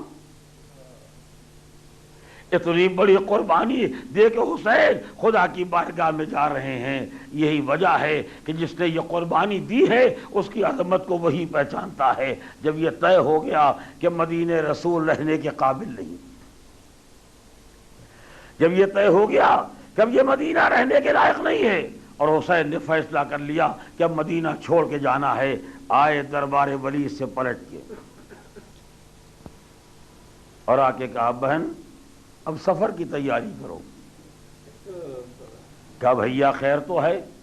کہا مجھے دربار میں بلایا گیا تھا، جب میں دربار میں گیا تو میرے سامنے حاکم کے مرنے کی اطلاع دی گئی اور یہ کہا گیا کہ اب جو حاکم تخت پر بیٹھا ہے اس کا مطالبہ یہ ہے کہ آپ اس کے ہاتھ پر بیعت کر لیں. بہن تم تو جانتی ہو میں تو بیعت تو نہیں کر سکتا، میں باطل کے سامنے سر نہیں جھکا سکتا، اور اب یہ طے ہو گیا کہ مدینہ رسول رہنے کے لائق نہیں ہے، لہذا مجھے وطن چھوڑنا ہے، تیاری کرو۔ ادھر بہن سفر کی تیاریوں میں مصروف ہے، ادھر حسین آئے نانا کی قبر پر، قبر اقدس سے لپٹ کے رونے لگے۔ روایت کہتی ہے روتے روتے اتنا روئے کہ آنکھیں بند ہو گئیں۔ ایک مرتبہ دیکھا جیسے قبر کھل رہی ہے، پیغمبر سامنے آ رہے ہیں، نواسے نے نانا کو دیکھا، آواز دی نانا آپ تو جانتے ہیں اب یہ مدینہ میرے رہنے کے لائق نہیں رہ گیا، یہ ممکن نہیں ہے کہ آپ مجھے اپنے سینے سے لگا لیجیے۔ نانا کیا یہ نہیں ہو سکتا ہے کہ آپ مجھے اپنے پاس بلا لیجیے؟ آواز آئی حسین اگر میں تمہیں اپنے پاس بلا لوں تو بیٹا کربلا کون جائے گی؟ میرے لال دین کی راہ میں قربانی کون پیش کرے گا؟ لہذا حسین تمہیں کربلا جانا ہے۔ امام حسین آنکھ کھل گئی، اٹھے، نانا کی قبر سے رخصت ہوئے، آئے بھائی کی قبر پر، بھائی کو سلام آخر کیا، یہاں تک کہ مادر گرامی کے لحد کے پاس آ کے بیٹھ گئے۔ السلام علیکہ یا اماں۔ مادر گرامی اپنے لال کا سلام لے لیجئے، اب آپ کا لال آپ سے رخصت ہونے کے لیے آیا ہے، یہ مدینہ اب رہنے کے لائق نہیں رہ گیا۔ حسین قبر فاطمہ سے لپٹ کے رو رہے ہیں، فریاد کر رہے ہیں اماں آپ کی قبر پر شمع جلانے والا اب آپ کی قبر کو چھوڑ کے جا رہا ہے۔ یہ کہہ کے سلام میں آخر کر کے اٹھے۔ روایت کے نیچے جیسے حسین اٹھے قبر زہرا سے آواز علیک السلام۔ میرے لال حسین تم جا رہے ہو تو ماں کا بھی آخری سلام لے لو، اے ماں کے غریب و مظلوم مسافر، ماں کا آخری سلام لے لے، مگر حسین جہاں تم جاؤ گے اکیلے نہ رہو گے، یہ ماں تمہارے ساتھ رہے گی۔ یہی وجہ ہے کہ روایتوں نے بتایا کبھی شب عاشور فاطمہ کے رونے کی آواز آئی، کبھی راہ شام میں زہرا کا گریہ سنائی دیا، کبھی قید خانے شام کی پشت پر کوئی ماں واہ حسینہ واہ حسینہ کی آوازیں بلند کر رہی ہے۔ مگر بس رونے والوں ایک فقرہ مجلس تمام ہو رہی ہے، آج حسین بڑے گھر کے ساتھ جا رہے ہیں اور یہ کہہ کے جا رہے ہیں کہ نانا اب یہ مدینہ رہنے کے لائق نہیں ہے، اے میرے مولا۔ جب آپ نے یہ کہا کہ مدینہ رہنے کے لائق نہیں ہے تو بڑا گھرانہ لے کے نکلے، مگر جب آپ کی بہن برک کے آئی تو جناب ام کلثوم کا نوحہ بھی یہی تھا، اے نانا کے مدینے ہمارے آنے کو قبول نہ کرنا۔ اب یہ مدینہ وہ مدینہ نہ رہا، مگر فرق یہ ہو گیا کہ کل جب گئے تھے تو سارا گھر ہمارے ساتھ تھا، اب جب پلٹ کے آئے تو نہ سروں بوارثوں کے سائے نہ گودیوں میں بچے، سب صحرائے کربلا میں رہ گئے، ہم بھرا گھر لٹا کے آئے۔ اور ایک مرتبہ کل بھائی آیا تھا نانا کی قبر پر، آج بہن آ رہی نانا کی قبر پر، آگے آواز دی نانا انی نائیت الیک آخر حسین، میں اپنے بھیا حسین کی خبر لے کے آئی ہوں، میں اپنے بھیا حسین کی سنانی لے کے آئی ہوں۔ یہ کہہ کے زینب نے مرثیہ شروع کیا اور آخر میں کہا نانا ہم پر کیا گزر گئی، اگر یہ نامحرموں کا مجمع نہ ہوتا تو میں بتاتی کتنے تازیانے کھائے اور بازوؤں میں کیسے رسیاں باندھی گئی۔ کربلا سے شام تک آپ کا لال ہاتھوں میں ہتھکڑیاں پیروں میں بیڑیاں، سیعلم الذین ظلموا ای منقلب۔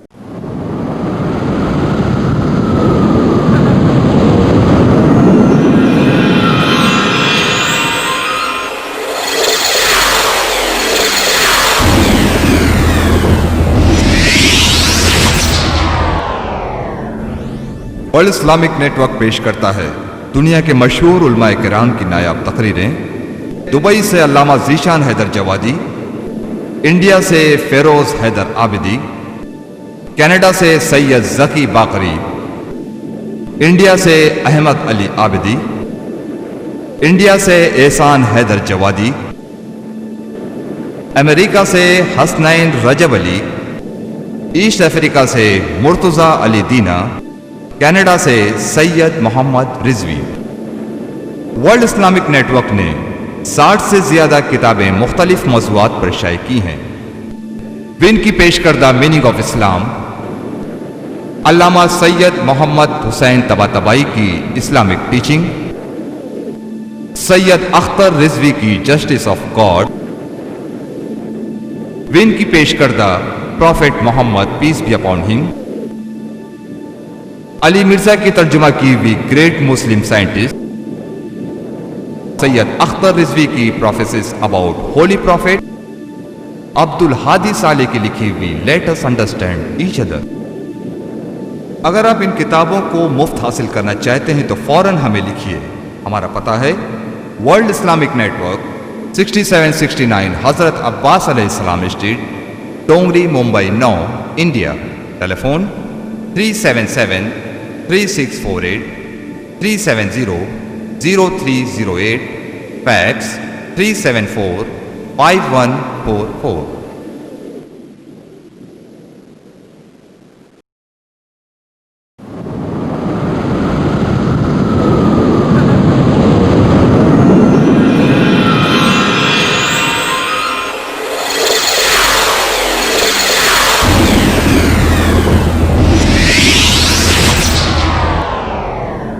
World Islamic Network has lecture of world-renowned scholars. Some of them are Allama Zishan Haidar Jawadi from UAE, Professor Feroz Haidar from India, Sayyid Zaki Bakri from Canada, Ahmad Ali Abdi from India, Ehsan Haidar Jawadi from India, Brother Hasnain Rajab Ali from USA, Dr. Murtaza Ali Dina from East Africa, and Sayyid Muhammad Rizvi from Canada. World Islamic Network has published more than 60 titles on various subjects, such as Meaning of Islam, presented by Win, Islamic Teaching by Allama Muhammad Tabatabai, Justice of God by Sayyid Akhtar Rizvi, Prophet Muhammad, peace be upon him, presented by Win, Great Muslim Scientist by Ali Mirza, Prophecies about Holy Prophet by Sayyid Akhtar Rizvi, Let Us Understand Each Other by Abdul Hadi Saleh. For your free literature, please write to World Islamic Network, 6769 Hazrat Abbas Alayhi Salam Street, Tongri, Mumbai 400009, India. Telephone 377-3648 370-0308, fax 374-5144.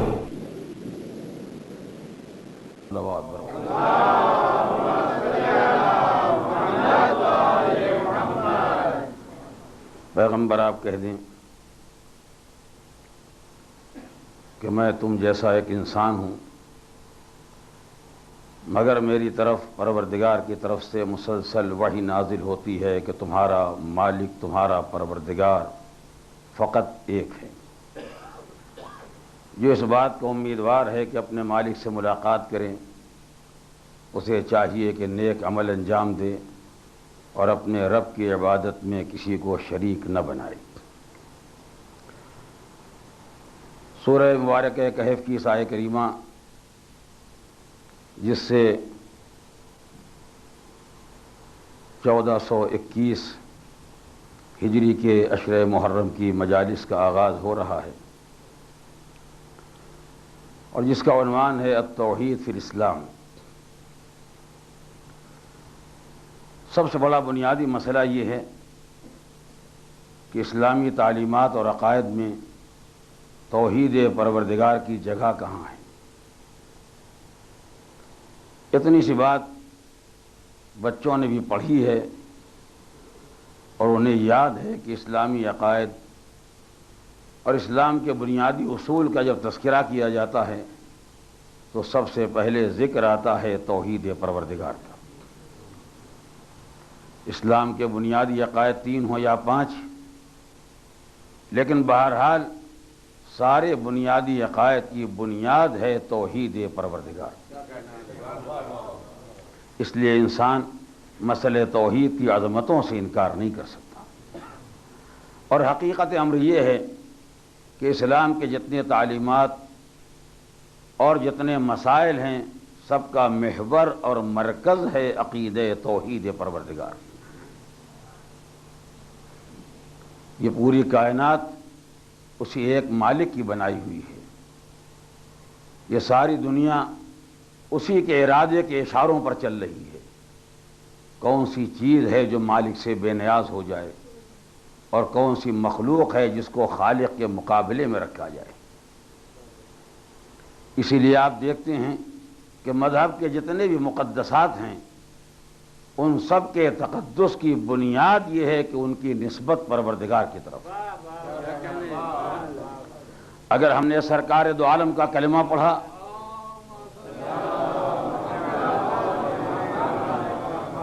تو یہ کہہ کے پڑھا کہ اشہد ان محمد رسول اللہ، پیغمبر کی عظمت یہ ہے کہ اللہ کے بھیجے ہوئے ہیں۔ اگر ہم نے کسی ولی خدا کی ولایت کا اقرار کیا تو اس بنیاد پر کہ وہ ولی اللہ ہے، اس کی نسبت پروردگار کی طرف ہے۔ اگر ہم نے کسی کتاب کو آنکھوں سے لگانے کے قابل سمجھا ہے تو اس لیے کہ کتاب اللہ ہے۔ اگر ہم نے کسی گھر کو قابل طواف سمجھا ہے تو اس لیے کہ بیت اللہ ہے۔ سب کی نسبتیں اسی مالک کی طرف ہیں۔ اس کا مطلب یہ ہے کہ جس کی نسبت خالق کی طرف ہے وہ قابل احترام ہے۔ جو خود ہی اپنی نسبت مخلوقات کی طرف کر لے اس کا احترام ہی کس بنیاد پر کیا جائے گا؟ ایک صلوات پڑھے محمد و آل محمد۔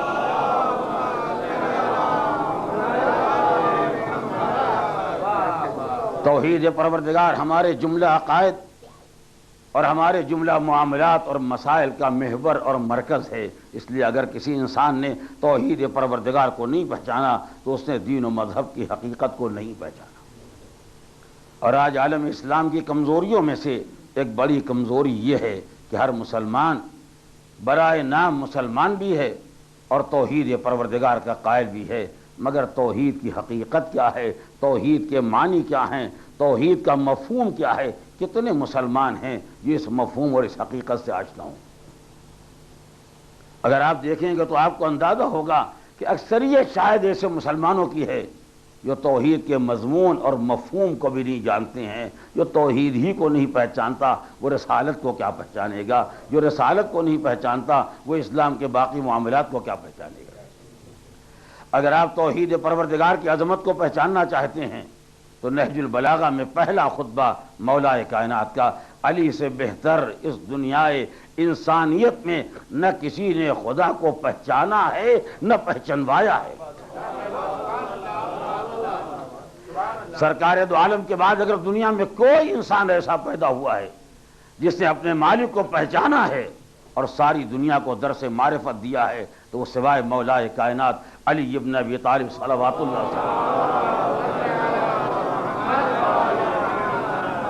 یہ میں اپنے عقیدے یا عقیدت کی بنیاد پر نہیں کہہ رہا ہوں، ساری دنیا میں جتنی بڑی شخصیتیں پیدا ہوئی ہیں چاہے عالم اسلام کے اندر ہوں یا عالم اسلام کے باہر ہوں، سب کے اقوال موجود ہیں، سب کے فرمودات موجود ہیں، سب کے فرامین محفوظ ہیں۔ سب کو پڑھنے کے بعد اندازہ ہوتا ہے کس نے اپنے خدا کو کتنا پہچانا ہے اور کس نے امت کے حوالے کون سا درس کیا ہے، کون سی تعلیم امت کے حوالے کی ہے۔ ساری باتیں محفوظ ہیں۔ سب کو دیکھنے کے بعد اندازہ ہوتا ہے کہ جس طرح علی نے خدا کو پہچانا اور پہچانوایا اس طرح امت اسلامیہ میں کوئی نہ پہچاننے والا پیدا ہوا نہ کوئی پہچانوانے والا پیدا ہوا۔ مولا کائنات نے جب دین کی تعریف کی تو ارشاد فرماتے اول الدین معرفت ہو، دین کا آغاز ہوتا ہے معرفت پروردگار سے۔ اگر میں گستاخی نہ کروں اور اسے گستاخی نہ سمجھا جائے تو مجھے ایک لفظ کہنا ہے، جب دین کا آغاز ہی ہوتا ہے معرفت خدا سے تو اس کا مطلب یہ ہے کہ اگر کسی نے خدا کو نہیں پہچانا تو ابھی سرحد دین میں قدم بھی نہیں رکھا۔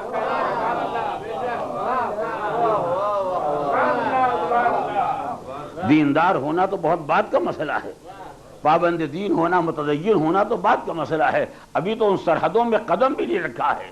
کہ جہاں سے دین کا آغاز ہوتا ہے، اول الدین، دین کا آغاز ہے معرفت پروردگار، و کمال و معرفت ہی التصدیق بہ، اور کمال معرفت تصور نہیں ہے، کمال معرفت تصدیق ہے۔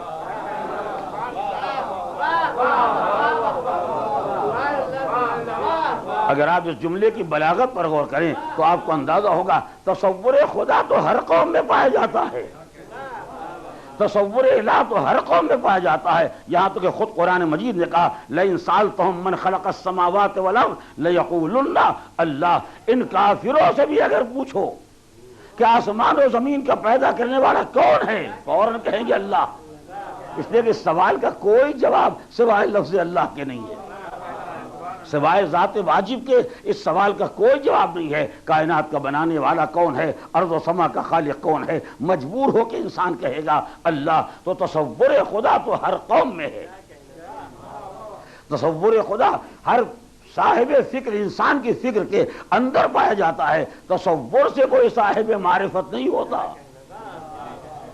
معرفت کا کمال ہے تصدیق، یعنی جو کہا ہے وہی مانو، جو بات زبان پر آئی ہے، جو خیال فکر میں آیا ہے، اسے دل و دماغ میں جگہ دو، تصدیق کرو۔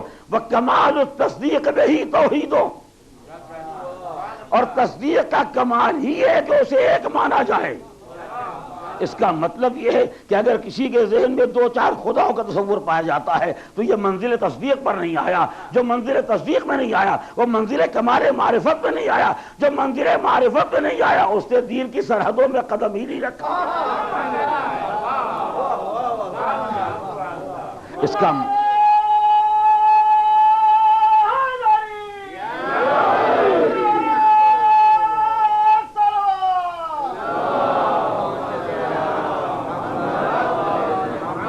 اس کا مطلب یہ ہے کہ دین کی بنیاد اور دین کی بنیادی تعلیم ہے توحید پروردگار۔ اس مقام پر ایک لفظ مجھے اس لیے گزارش کرنا ہے تاکہ میرے محترم سامعین اور جہاں تک یہ آواز پہنچتی ہے اس نقطے کو پہچانیں کہ ہم نے مجالس عشرہ محرم کے لیے بنیاد توحید پروردگار کو کیوں قرار دیا ہے۔ آج دنیا کے کسی مسلمان سے پوچھیں یا جو اسلام کے بارے میں کوئی اطلاع رکھتا ہے، اگر اس سے پوچھے تمہارے مسلمان ہونے کی پہچان کیا ہے، تمہارے عقیدے توحید کی پہچان کیا ہے، تو ہر مسلمان کے پاس عقیدے توحید کی شناخت کے لیے کلمہ ہے جس کا نام ہے لا الہ الا اللہ۔ اس کا مطلب یہ ہے کہ مسلمان کے پاس جو توحید کا عقیدہ پایا جاتا ہے اس کے دو حصے ہیں، ایک حصے کا نام ہے لا الہ اور ایک حصے کا نام ہے الا اللہ۔ یعنی اگر کوئی انسان ایسا ہو جائے جو خدا کو مانتا ہو مگر باطل خداؤں کو ٹھکرانے کا حوصلہ نہ رکھتا ہو، وہ صاحب توحید نہیں ہے۔ اور اگر کوئی انسان ایسا پیدا ہو جائے جو باطل کو ٹھکرانے کا حوصلہ تو رکھتا ہے مگر خدا برحق کے سامنے سر نہیں جھکاتا، یہ بھی موحد نہیں کہا جا سکتا، اسے بھی موحد نہیں کہا جائے گا۔ توحید اسی وقت مکمل ہوتی ہے جب باطل کو ٹھکرایا بھی جائے اور حق کے سامنے سر جھکایا جائے۔ اگر اس نقطے کو آپ نے ذہن میں رکھا ہے تو پہچانیے واقعہ کربلا کی کل بنیاد ہے توحید پروردگار۔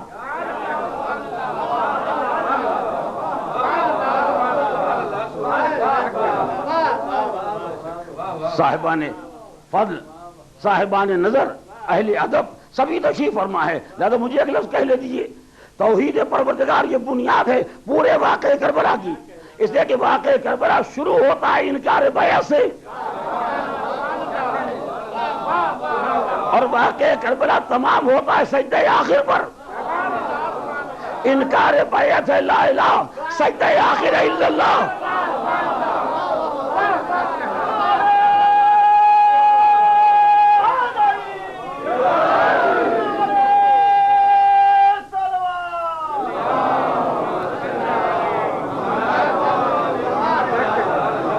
زبانی طور پر توحید کا اقرار کرنے والے، زبانی طور پر توحید کا کلمہ پڑھنے والے تو کروڑوں انسان ہر دور میں ملے، لیکن عملی طور پر انسان توحید کے عقیدے کو اپنی زندگی میں مجسم کر دے، ایسے انسان کہاں ملے؟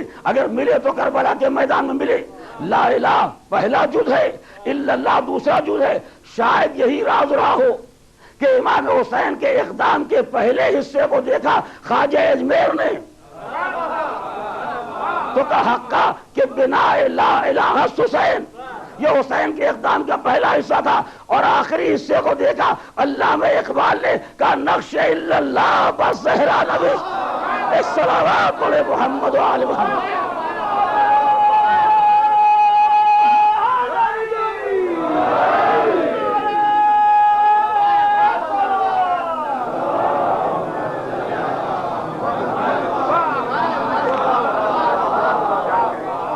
امام حسین جب مدینے سے اٹھے، انکار بیعت کر کے اٹھے، اس دن حسین بنیاد لا الہ تھے، اور جب کربلا کی خاک پر سر رکھ دیا تو حسین الا اللہ کے نقش نگر ہو گئے، نقش گر ہو گئے۔ اب نقش الا اللہ اگر دیکھنا ہے تو سجدہ حسین میں نظر آئے گا، کوئی ایسا سجدہ تلاش کرو تو اسے الا اللہ کا نقاش کہا جائے، اور اگر کوئی نہیں ہے تو اسی کے نقش قدم پر سر جھکا دو، یہی کمال کردار ہے۔ الصلوات پڑھے محمد و آل محمد۔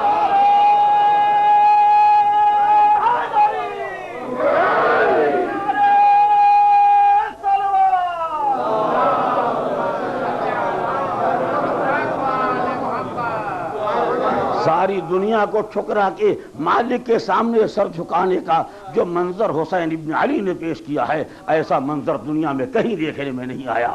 حسین نے عقیدہ توحید کو مجسم بنا دیا، لا الہ کا حوصلہ ہو تو میرا جیسا ہو، الا اللہ کا حوصلہ ہو تو میرا جیسا ہو۔ جب انسان لا الہ الا اللہ کو اپنے کردار سے یوں مجسم کرے گا، میں نے ایک لفظ کہا ہے کہ خاک کربلا پر سر رکھ کے گویا اللہ کا نقش ابھار دیا۔ توجہ کریں، پروردگار نے بھی اس کی جزا دے دی۔ اگر تو نے پیشانی خاک پر رکھ کے الا اللہ کا نقش ابھار دیا تو توسیع تیری خاک کو سجدگاہ بنا دیا جائے۔ الصلوات علی محمد و آل محمد۔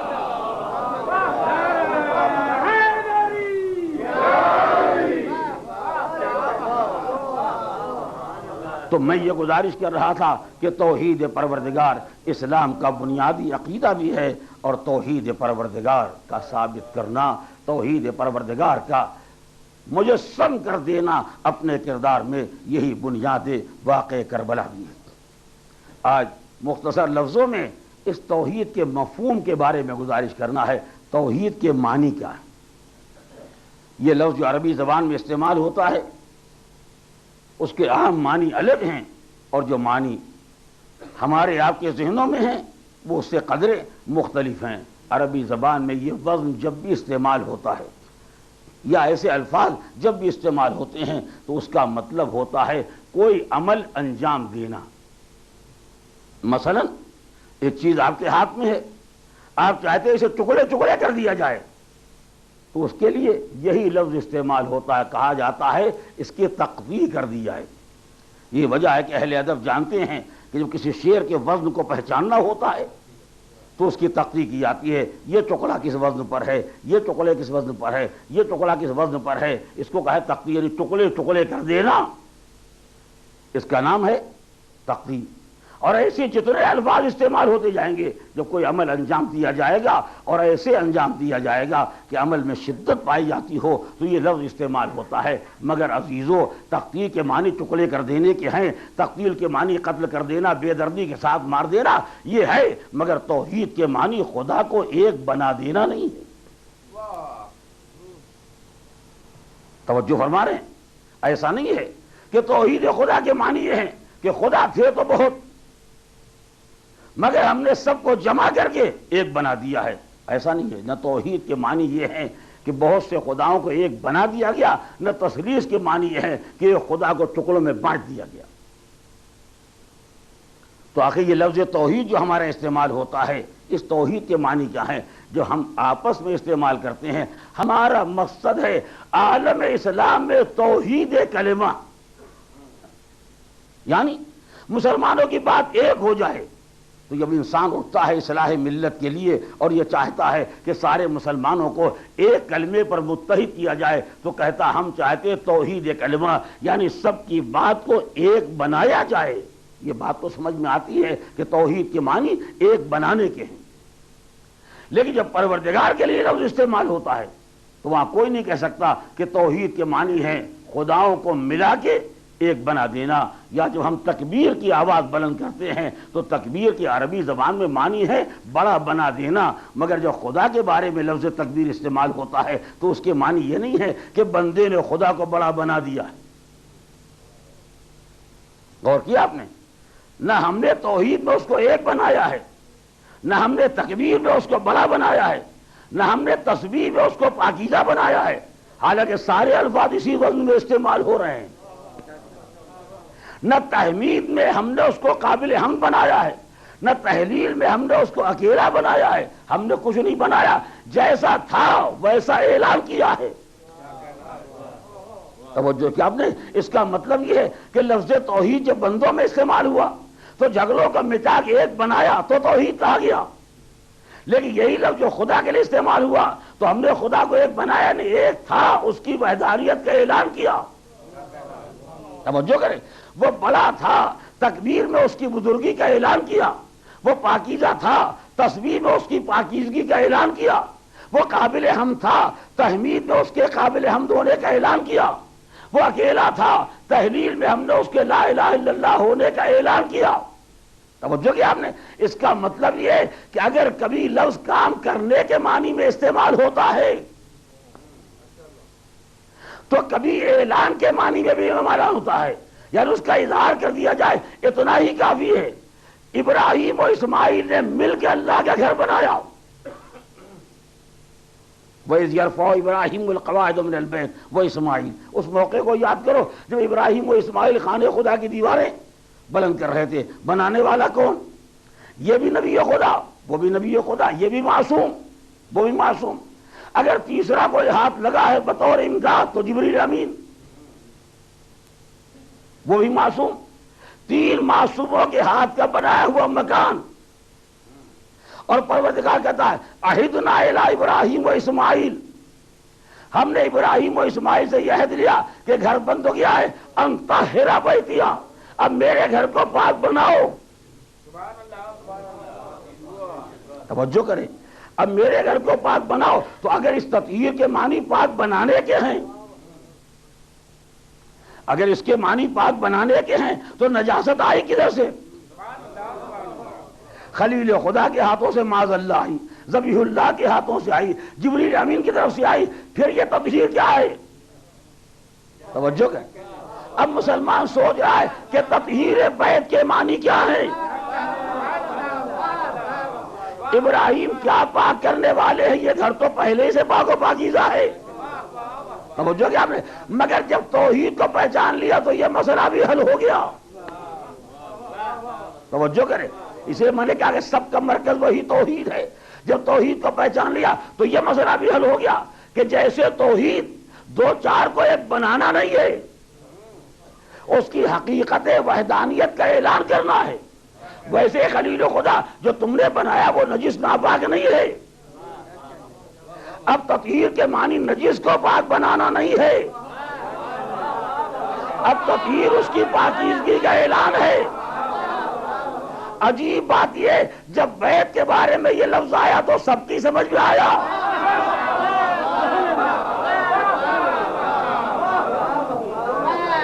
اور جو اہل بیت کے بارے میں یہ لفظ سے ہمارا کہ پاک بنانے کا مطلب یہ ہے کہ پہلے توجہ کیا آپ نے؟ اگر پہلے سوچنا ہے تو پہلے وہاں سوچو جہاں یہ ذکر آیا ہے، اور یہ بھی پروردگار کی مصلحت دیکھیے کہ جن کی طہارت کا اعلان کیا تھا ان کے لیے کچھ بھی کہہ سکتا تھا۔ توجہ کریں، آل محمد بھی کہہ سکتا تھا، بنی ہاشم بھی کہہ سکتا تھا، کوئی لفظ استعمال کرتا، مگر لفظ منتخب کیا اہل البیت،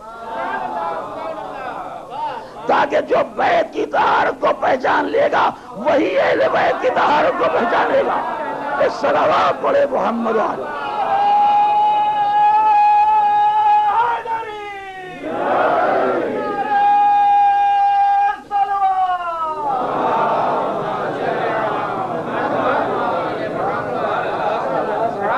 ہمارے لیے وحدانیت پروردگار کا اقرار، اعتراف، اعلان، یہی ہمارا عقیدہ توحید ہے۔ پروردگار کی کبریائی اور بزرگی کا اقرار و اعلان، یہی ہماری تکبیر ہے۔ اس کے علاوہ ہم کیا بنا سکتے ہیں، ہم خود کیا، ہماری حقیقت کیا، ہماری اوقات کیا.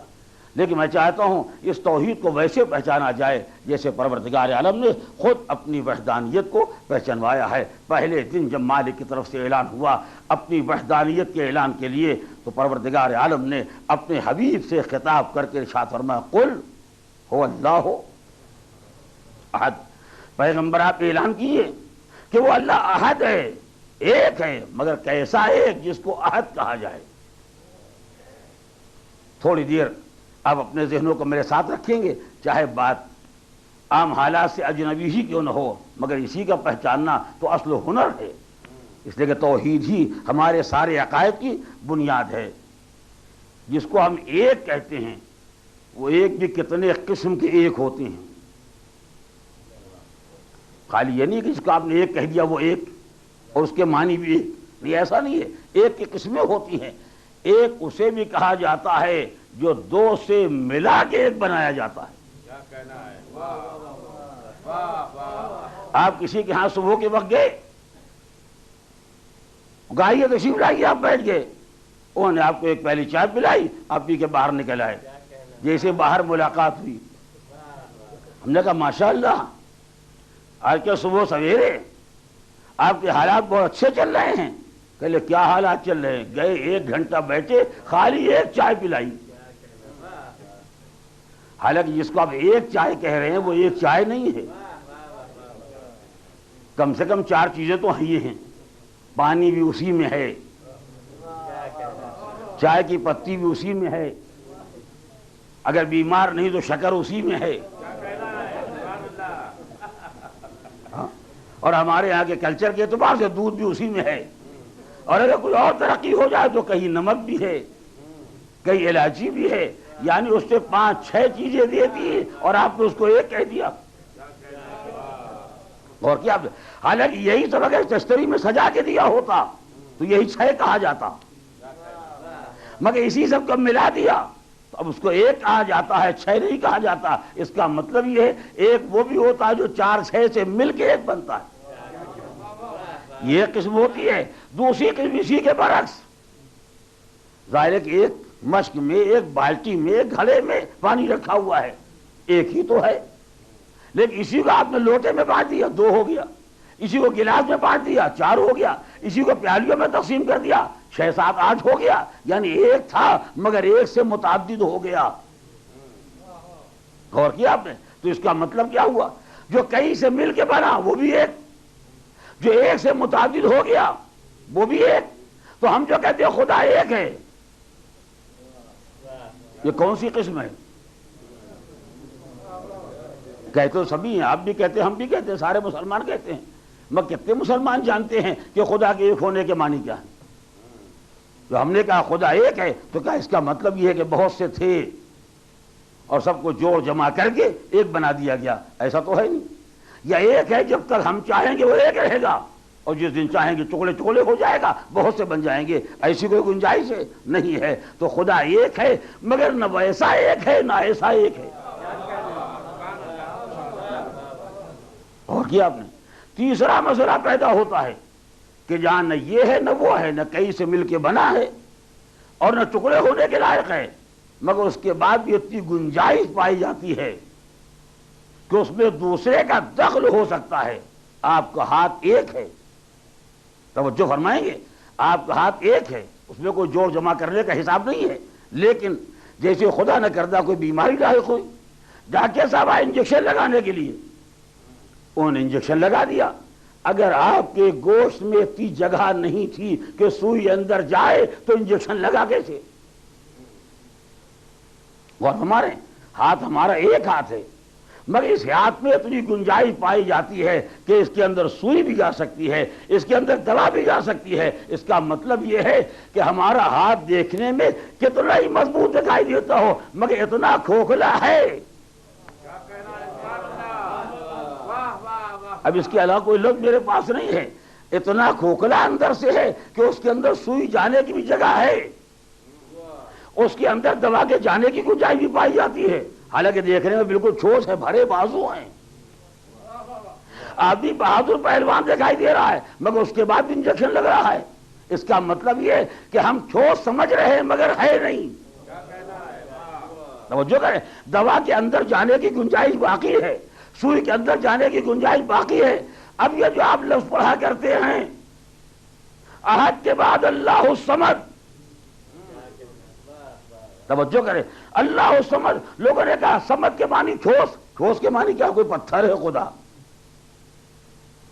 اور کیا آپ نے ایک تو ہم سمجھ گئے، مگر یہ صمد کے معنی کیا ہے؟ کہ صمد جو ٹھوس ہوتا ہے اس کا مطلب کیا ہوتا ہے؟ کوئی پتھر کا خدا بنتا ہے، لوہے کا خدا بنتا ہے. مسئلہ یہ نہیں ہے، مسئلہ یہ ہے کہ اگر ٹھوس نہ ہوتا، توجہ کریں، تو دوسرے کے آنے کی گنجائش پیدا ہو جاتی. جہاں دوسرے کے دخل دینے کی گنجائش پیدا ہو جاتی ہے اسے سمجھ نہیں کہا جاتا. جہاں کسی کو کوئی راستہ نہ مل سکے، اسی لیے اسلام نے جو عقیدہ توحید پیش کیا اتنا پاکیزہ تصور تھا کہ خدا ایسا خدا ہے نہ کوئی اس کے اندر سما سکتا ہے نہ وہ کسی کے اندر سما سکتا ہے. یہ لوگ جو کبھی کبھی پیدا ہو جاتے ہیں اب ماشاءاللہ اتنی ترقی کر گئے ہیں کہ خدا ان کے اندر سما گیا ہے. یہ لوگ حلول کے قائل ہیں، حلول کر گیا شیطان.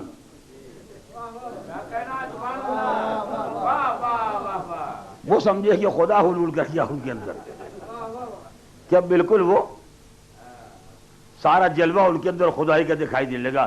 خدا کسی کے اندر حلول کر جائے تو کم سے کم اتنی عقل تو آدمی کے پاس ہونی ہی چاہیے کہ اگر خدا کسی بندے کے اندر حلول کر جائے گا تو بڑا کون ہوگا.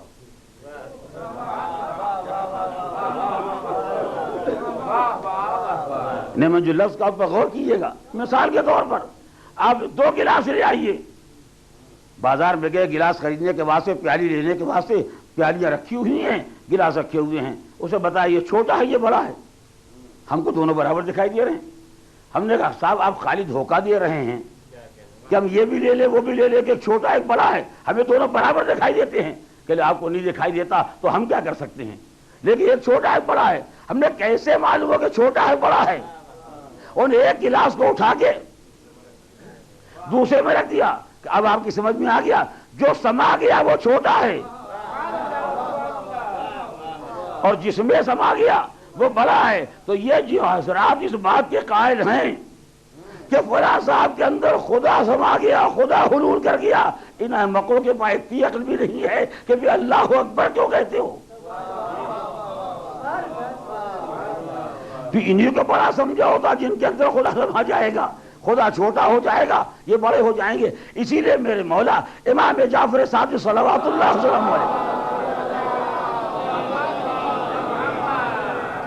جب درس توحید پروردگار دے رہے تھے تو امام صادق نے فرمایا کلما صورتموہ بأدق اوہامکم فہو مخلوق لکم مردود الیکم. اگر خدا کا تصور تمہارے ذہن میں پیدا ہوا تو جتنی باریکی چاہے استعمال کر لو، مگر جو خدا کی تصویر تمہارے ذہن میں بنے گی وہ تمہارے ذہن کی مخلوق ہوگی. اگر تم نے خدا کی شکل بنائی تو تمہارے ذہن نے شکل کو پیدا کیا ہے. خدا وہ نہیں ہوتا جس کو ذہن بناتا ہے، خدا وہ ہوتا جو ذہنوں کو بناتا ہے. اے صلوات علی محمد و آل محمد.